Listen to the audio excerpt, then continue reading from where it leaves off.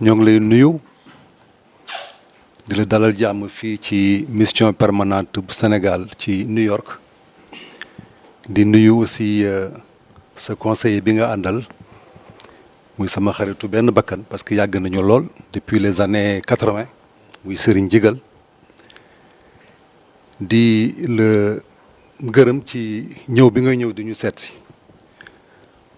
parce que Serigne waxoon na ma ne que façon nga yéene ñëw fii gis ñu pour jaajëfee ñu ne woon naa ko sax loolu jaru ko parce que ñun suñu liggéey mooy taxawu Sénégal suñu liggéey mooy taxawu bépp doomu Sénégal boo xam ne bi dafay tax Sénégal am jëm ci àdduna bi te gisuma koo xam ne ki gën a dox loolu que yow. Je pense que sa réputation yemul Sénégal sa réputation universelle la preuve bu ci gën a tangible rek mooy que même Bamba Day bi ñuy def chaque année ñu koy defee Nations Unies mooy bërëb mbootaayu xeet yi donc symbole bu fort la bu nekkee ne am na loo xam ne lii da nga koy def Nations Unies cautionné ko ba nangu nga ñëw di fa wax di fa développer ay thèmes c'est parce que li ngay wax dafa am njëriñ ci àdduna bi am njëriñ ci askan yëpp muy askanu Afrique askanu Europe askanu Asie. ce message dafa nekk message bu ñuy wax en français message bu prégnant dafa actuel dañoo nekk ci monde boo xam ne bi dafa xaw a jaxasoo tuuti am lu ñuy wax une perte de repère et ça c'est à tous les niveaux même ci jullit sax déjà am na ñoo xam ne ñi dañoo réer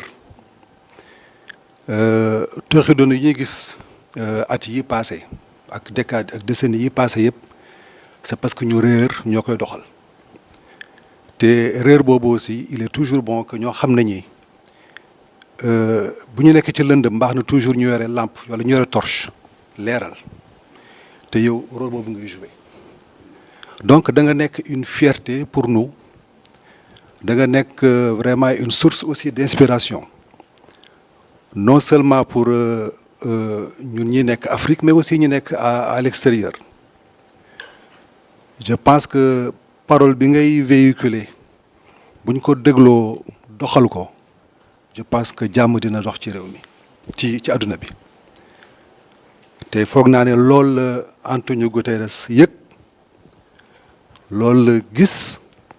ba jàpp ne ko war na la recevoir semaine bi passé laa demoon seeti waa bureau ba waa cabinet wu secrétaire général waxtaan ak ñoom après ñu ne ma que généralement c'est rare que Antonio Guterres recevoir des personnalités à ce niveau-là généralement daf leen di boole toujours ak ñoo xam ne ñoo topp ci moom mais dafa jàpp ne que ce message dafa nekk message bu fort message boo xam ne dañ ko soxla dañ ko war a déglu moo tax il faut mu gis la mu dégg la ngeen toog ngeen waxtaan comme ça ngeen xool li ngeen di mën a jokkoo donc maa ngi lay féliciter ci loolu parce que c'est pas évident féliciter la ci et puis ñaan yàlla guddal say fan def barke ci li nga yëngatu mu law ci Sénégal law ci Afrique law ci àdduna bi waaw xanaa nag du ma yàggal xanaa ngërëmaat la rek pour yëg bi ñu yëg parce que il paraît que traditionnellement toujours boo ñëwee New York toujours da ngay ñëw jaar mission permanente gis ñu diisoog ñun jaajëfal ñu pour ñu sax waroo ñoo jaajëfal ñun ñoo la jaajëfal parce que yow yaa ñu jàppale yaay tax que image Sénégal gën a fës donc loolu moom dafa nekk loo xam ne li ñun ñoo la yoral boobu njukkal waaw donc maa ngi lay gërëmaat encore une fois di la sant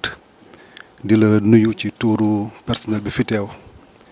di la ñaan aussi nga defal ñu ay ñaan mission bi ñu dénk ñun ñëpp muy mission collective du ambassadeur rek du ambassadeur adjoint du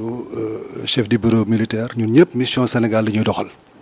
suñu mission bu réussir Sénégal moom mooy am ndam te Sénégal dafa nekk dëkk bu ñu mos a respecté ambassadeurs yi fi nekk ñëpp ku ci nekk photo yaa ngi nii ak Fodé Seck moo xam ne kenn tafagul photo ñëpp a doxal seeni mission mais mission yi ñuy doxal yëpp ñu ngi koy def ak nit ñi fi nekkoon. benn ambassadeur mënul régler dara te conseiller jàpp ci wala ki topp ci moom jàpp ci wala ñee jàpp ñu ci donc c'est extrêmement important nga ñaanal ñu rek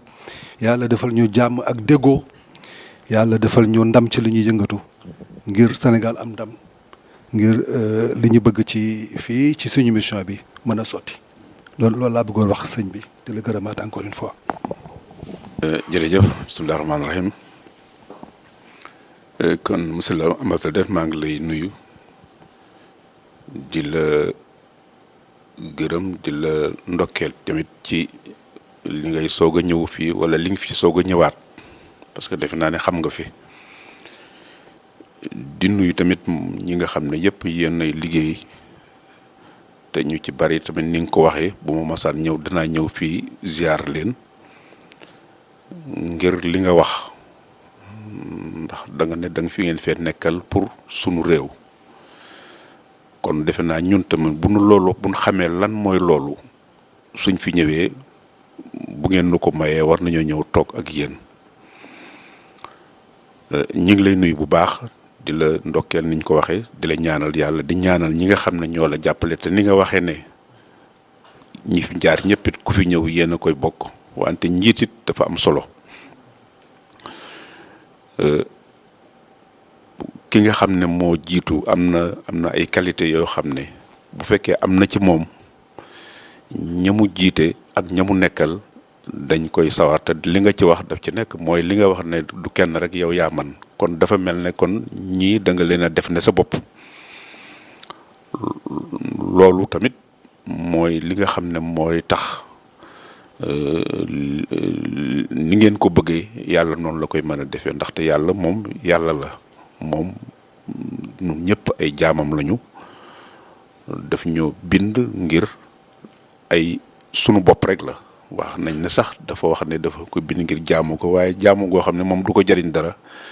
kon lim ci jublu rek mooy ñu nekk ci ordre maanaam ñu doxin boo xam ne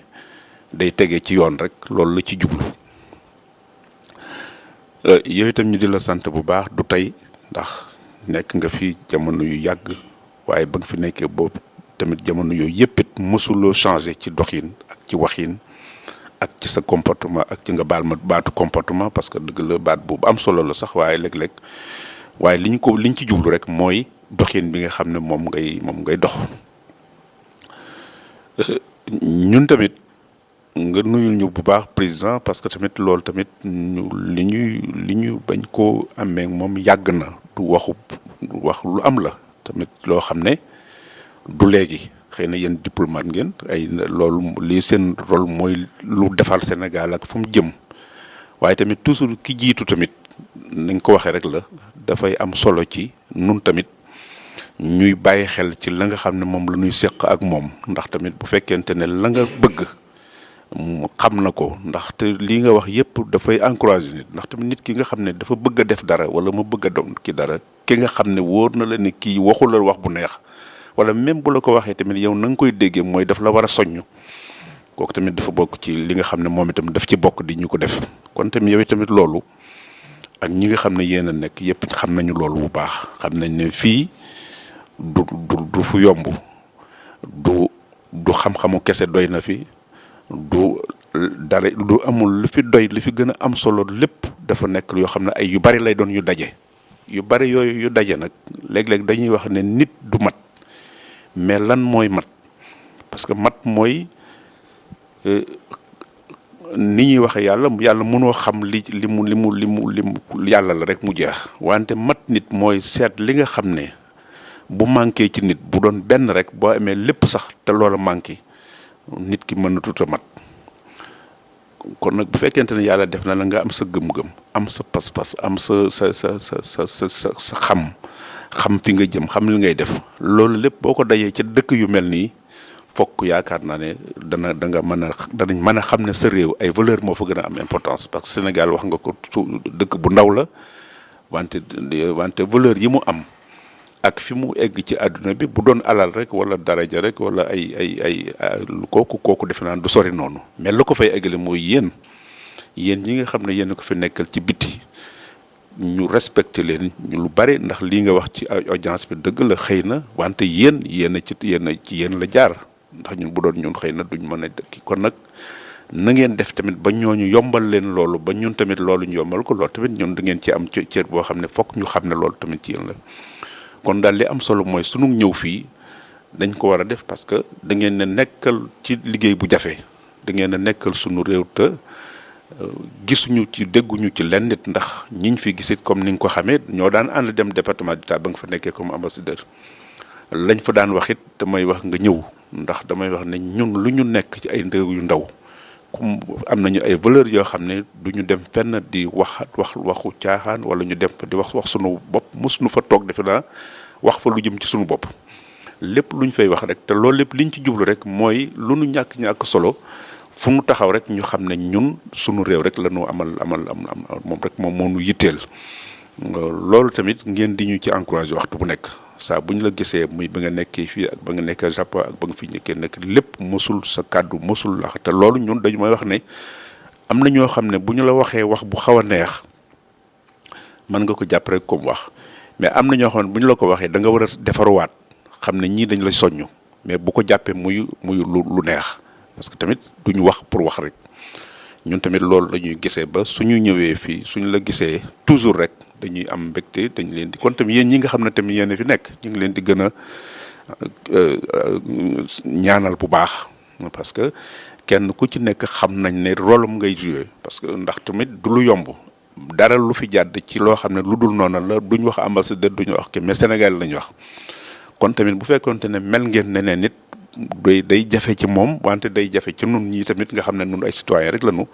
wante tamit kon nag yéen itam ñu ngi leen di ñaanal di ñaan yàlla mu defal nu jàmm di ñaan yàlla yëkkati li ki nga xam ne moom la sunu réew def li ci deset mooy li nga junj léegi ci diine lépp am problème du diine mooy am problème wante nit moo koy am loolu moo tax Nations Unies bu fekkente ne dañu ma fay wax toujours ne mais diine mënul am frontière mais nit mooy am frontière bu fekkente ne nit ki ko yor moo def noo xam ne ku ko gis tiit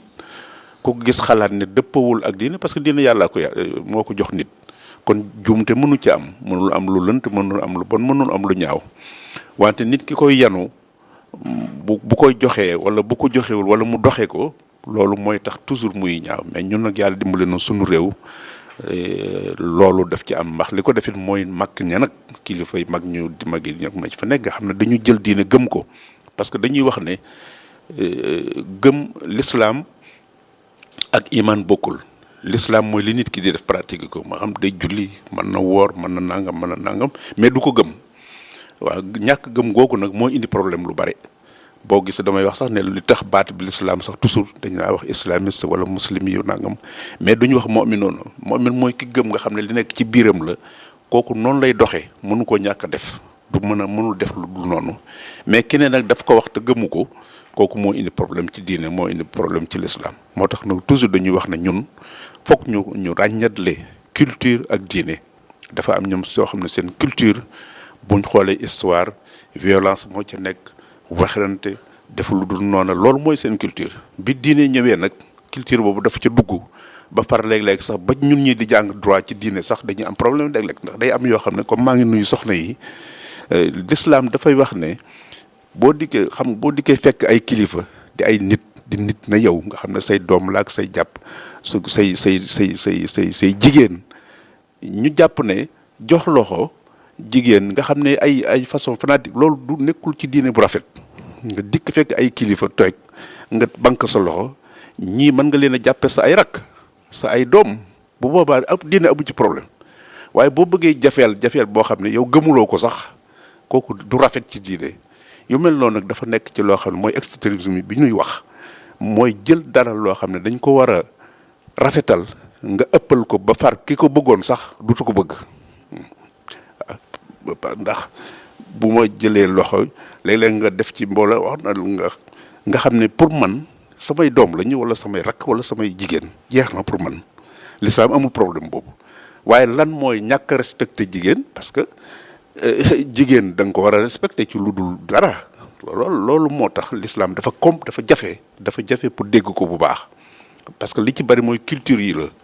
wala boo doon fi gisee ñu am problème ci diine lu ci ëpp mooy culture arabe seen culture dafa xaw a dugg ci l'islam ba jeexatil ci lool ba mais sunu am nañu sensu sunu kilifa yi nga xam ne moom la ñu gëm mu Cheikh Ahmadou Bamba Cheikh Ahmad Cheikh Seydi Ismaïl ak kilifa yooyu mais dañu liggéey ci diine ba léegi loo xam ne sax ñun jëriñoo guñ ko. boo gisee sunu université bi xëy na sëriñ dana ci dellu tuuti système bi nu am ci civilisation yi wala humanité wala science religieuse sax la ñu tudd ñun néewuñu sax science islamique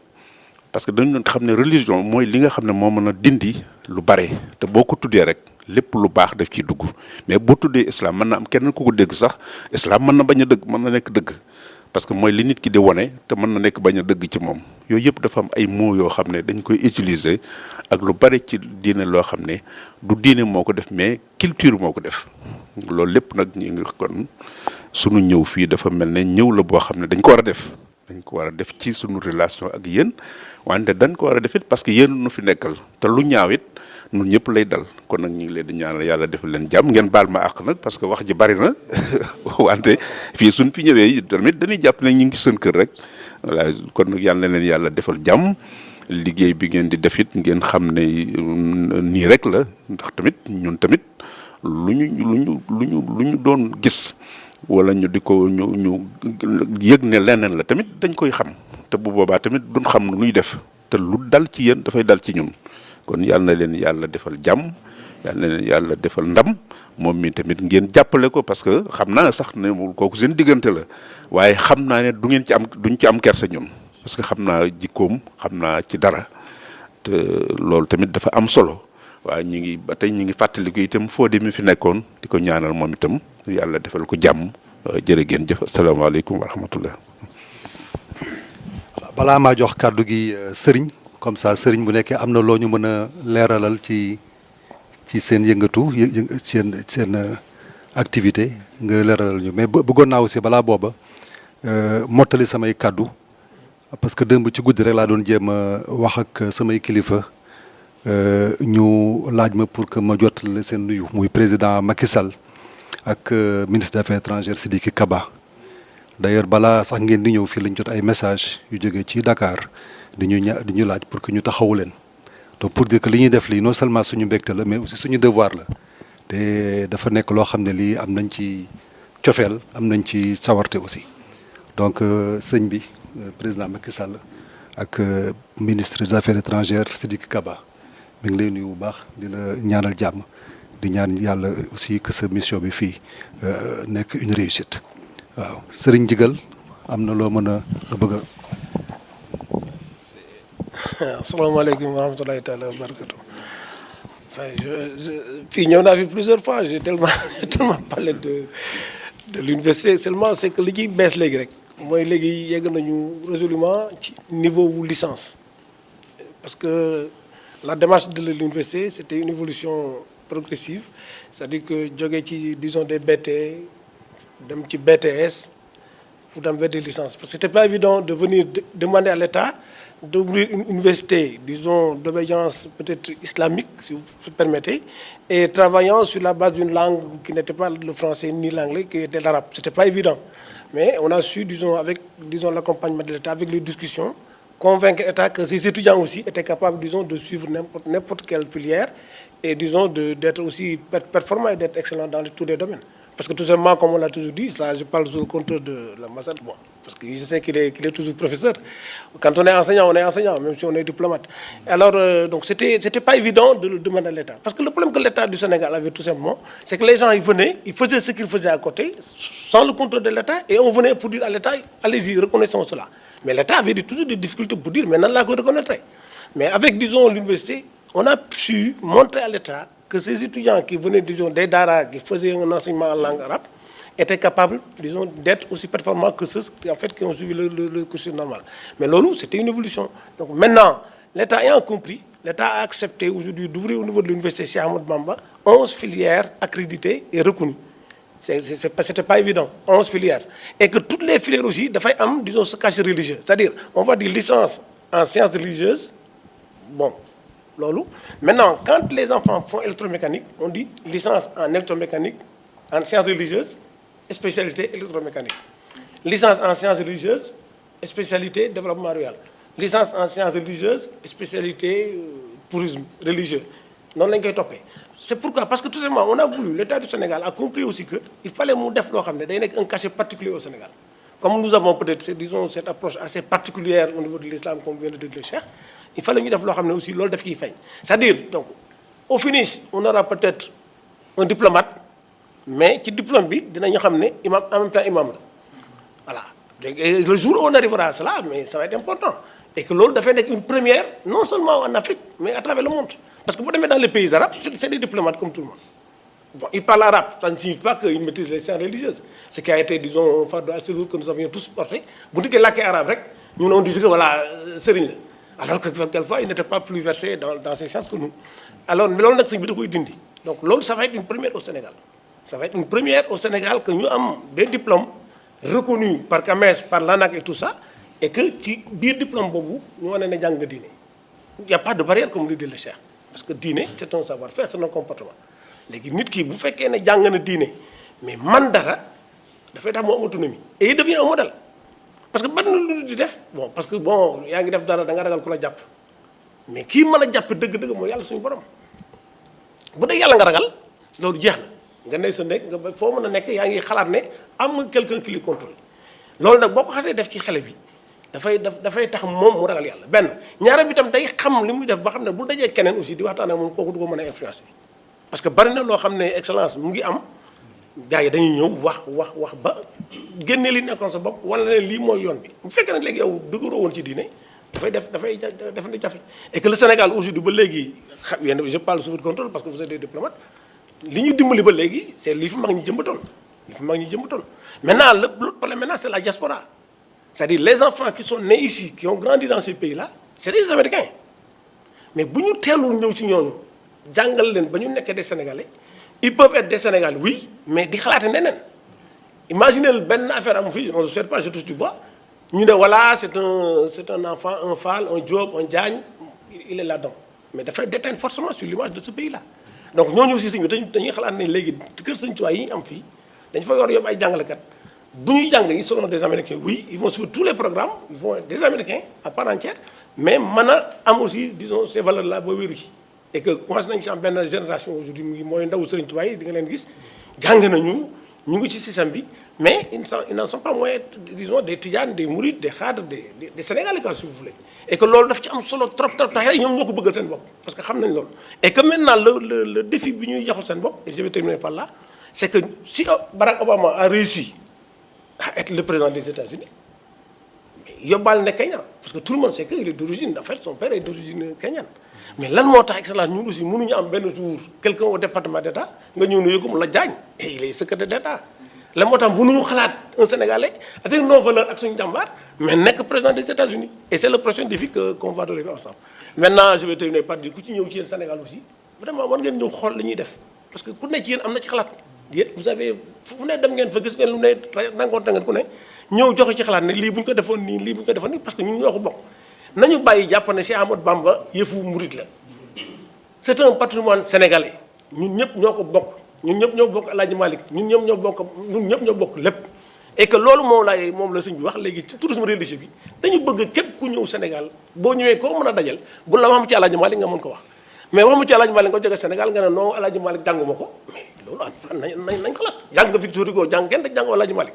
ne bon man murid laa Sëriñ Tuubaa laa gëm mais Sëriñ Tuubaa laa gëm qu'est-ce que ça signifie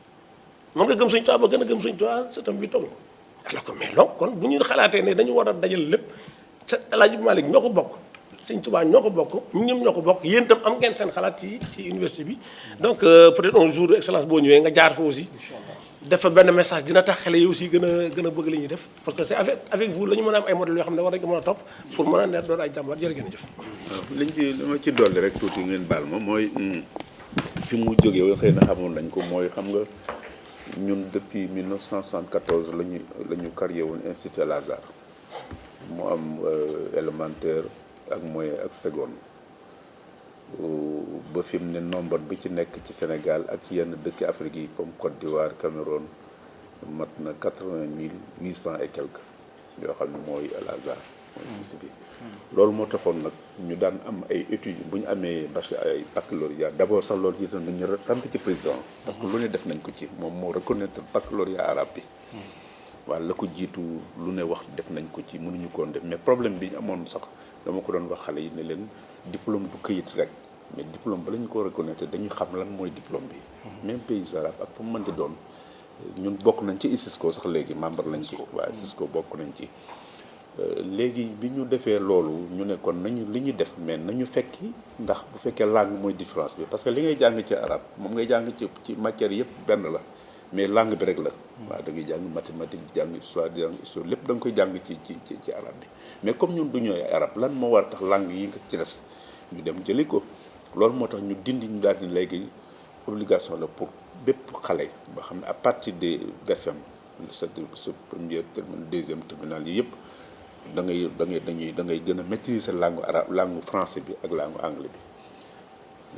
bi ñu demee ba 2010 ñu gis xale yi nga xam ne bachelier yi ñu daan am ñu dem ci pays demal seen bopp parce que mënuñoo am bourse ay parce que ren am nañu 62% ci ñi admis Sénégal ñun ñoo ko am ci suñu Al-Azhar la jógee. 577 étudiants am nañu ci concours général yi 3 xaw ma 4 waaw 4 kii bi parce que dindi nañu barrière linguistique bi ñu ko defee ñu ne bon léegi di jël ay xale di leen yóbbu pays arabe bu ñëwee fii waaraate rek la ñuy mën parce que arabe yi dañuy bloqué loolu ñoom nanguwuñu ku jàng lu dul théologie dañ la ci obligé kenn nanguwuñ lu jëm ci science wala scientifique xalaatuñ ko sax parce que dañu defee ne ñun ay tuubit lañu boo ñëwee dañ laa war a jàng te même liñ lay jàng ci système bi sax du dëgër loolu ci diine yow yaay débrouiller waxaat wala nga dugg gëstuwaat léegi nag ñu ne kon loogu léegi bu ñu dellusee nag li beneen bi tamit mooy ci at yooyu depuis 2010 commencé wala lu ko jiitu tuuti ñenn ñi demal seen bopp bu ñu demee Arabie Saoudite pays golfe yi boobu seen salafiste yi seen idéologie yi nga xam ne amul teguwul dara lu dul yëf yi ak beneen affaire la ñu gis ne daal ñun lu tax ñuy jàngal xale ba mu am baccalauréat ak baccalauréat ni mu amee solo ci nit ci xale parce que day fekk mu ñor bëgg defe ne kii la kooku boo ko téyewul bu ko keneen jëlee mais mën na ko def kii te loolu lañ commencé woon bari nañ ñu nekk Sénégal di ay def sikki mëkk ay affaires yooyu yëpp diine la mais diine bu fekkente ne dafa am loo xam ne diine sikkim yi sunna la peut-être mais ba am boo xam ne duutu sukki duutu diine nekkatul diine biddaa lay tudd parce que bu fekkee yow ko la gis ragal la taxul ñuy waxate loolu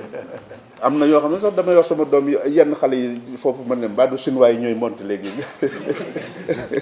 non pour li ma bëgg a wax rek mooy diine dafa simple amul problème ñu gis ne xale yi ñu doon jël di leen indi ñu commencé dem dikk di changer buñ dikkee fii nekk ay arabes ak golfe yi buñ dikkee ñun ne nag léegi nañ am université bi ko état bi président nangoo nag ñu nangu reconnaître diplôme bi bac bi ci lañ nag commencé nan lañuy def léegi nag pour dugg bokk ñu dindi barrière linguistique bi ñu ne nañ dem fexe ba am diplôme boo xam ne bu état la ci lañ dugg ne nañ def BTS da foofu sax liñ njëkk a sant état bi xam nga BTS yi ci bari 2 ans lañ koy def mais ñun dañuy ñaan état bi mu defal na ko 3 pour ñu mën a gën a renforcer capacité xale yi ci langue yi mu defal ñu ko tamit ak bourse yi ñu dem BTS nga am nañ fi xale yoo xam ne seen tapis roulant bi nekk aéroport ñoo ko defar ci waaw am na ci ñu nekk Allemagne am nañ ci ñu yóbbu Mauritanie ñu 2 ans bac la ñuy def plus 3 rek ci lañ nekk nag ba état bi nangu ñu def université bi tamit noonu la ñu koy defee lépp loo xam ne mooy filière yi ñu ci am du càggi ne dañu naan histoire la wala tourisme la wala science religieuse boo ko waxee dafa mel ne diine yëpp ngi ci biir parce que da ngay comparer diine tamit amul problème nit ñi rek la waaw bu dee christianisme wala c'est lépp yàlla moo wàcc ñetti téere yooyu xam il faut nit ko reconnaître ko mais lan moo indi problème bi nit la waaw kenn lee ka ci des dugal ci leneen même ba ci alxuraan sax xëy na tafsir yi gis nga ko ñiy jël baatu jihaad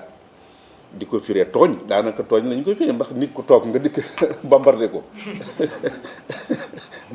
te jihaad ci jamono yonent bi sallallahu alayhi wasallam firiwul woon loolu fayal lu fi maanaam défendre la tuddoon yooyu yëpp ñu di ko diaboliser ba daanaka ni ñuy firee day dem ba diine loolu nag ñu ne nañ delloo si suñu xale yi mais biñ ko delloo si dañu waaru sax ci xale yi fi ne boo fa demoon tey dañu am ak ñaw goo xam ne sax daf lay jaaxal am langue yi